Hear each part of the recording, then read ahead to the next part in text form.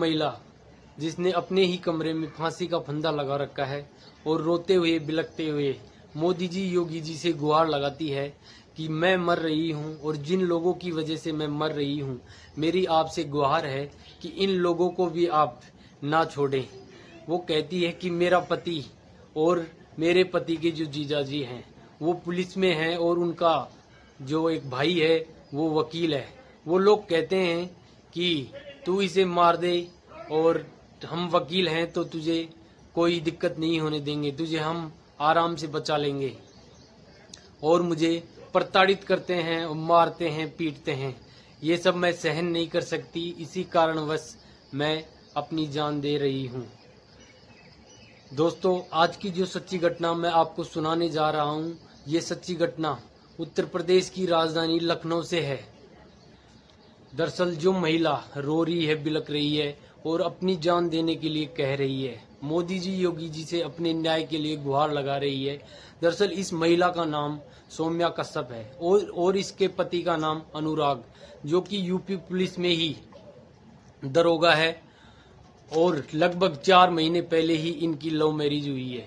इनकी शादी से जो ससुराल पक्ष है वो बिल्कुल नाखुश है, जिसके चलते ससुराल पक्ष में सभी लोग इसके साथ गाली गलौज, मारपीट, दुर्व्यवहार जैसी हरकतें करते हैं।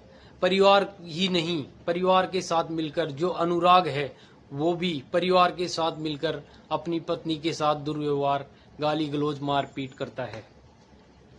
इसी के चलते परिवार वाले चाहते हैं कि क्यों ना अनुराग की दूसरी शादी की जाए।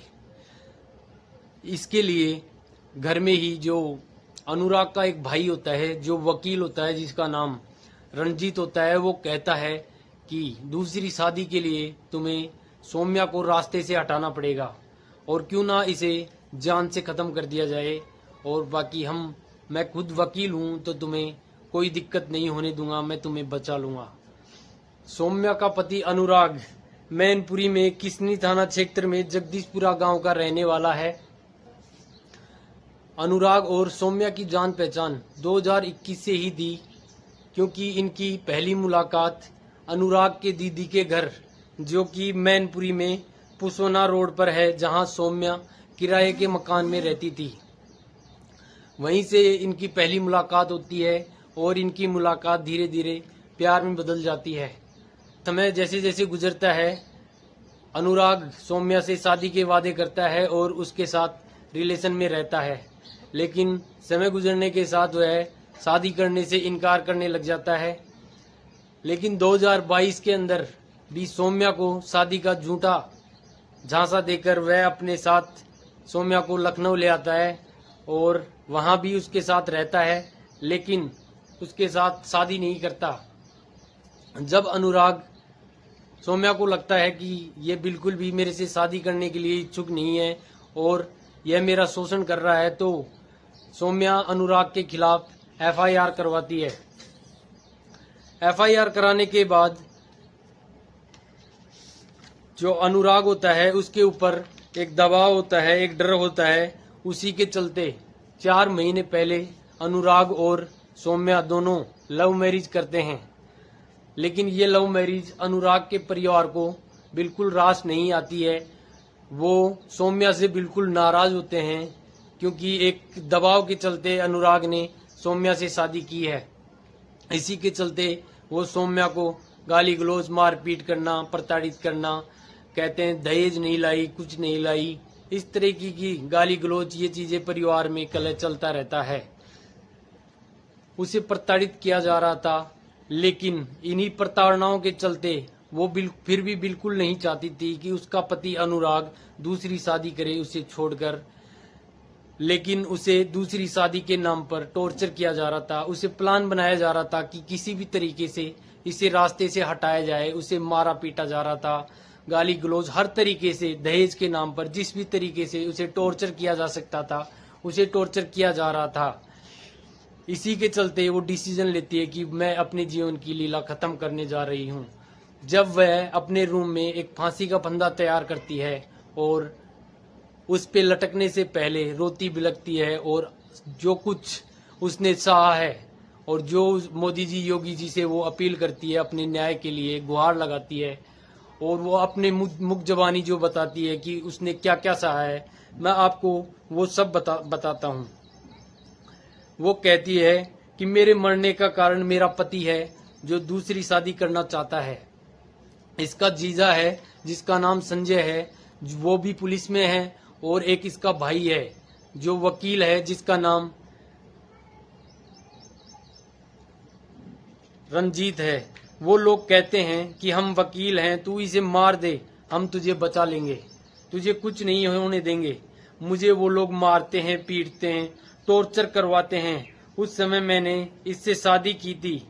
वो कहती है कि मैंने जो अनुराग से शादी की थी वो इसीलिए की थी, इससे बचने के लिए, कि मैं किस तरीके से इससे बच पाऊं। ये लोग मुझे मारते पीटते हैं, रोज दहेज के लिए टॉर्चर करते हैं, कहते हैं कि कुछ नहीं लाई, इसीलिए मुझे ये प्रताड़ित करते हैं। हर रोज मुझे प्रताड़ित करते हैं ये लोग। मैं मर रही हूँ और मेरे मरने के बाद वो योगी जी और मोदी जी से अपील करती है कि मेरे मरने के बाद इन लोगों को भी ना छोड़ा जाए, बिल्कुल भी इनको भी सजा मिलनी चाहिए। योगी जी मोदी जी कहते हैं बेटियां पढ़ाओ, बेटियां बचाओ, लेकिन बेटियां सुरक्षित कहाँ हैं? कोई न्याय कहाँ है? कोई कुछ नहीं है। इन लोगों के पास पैसा है।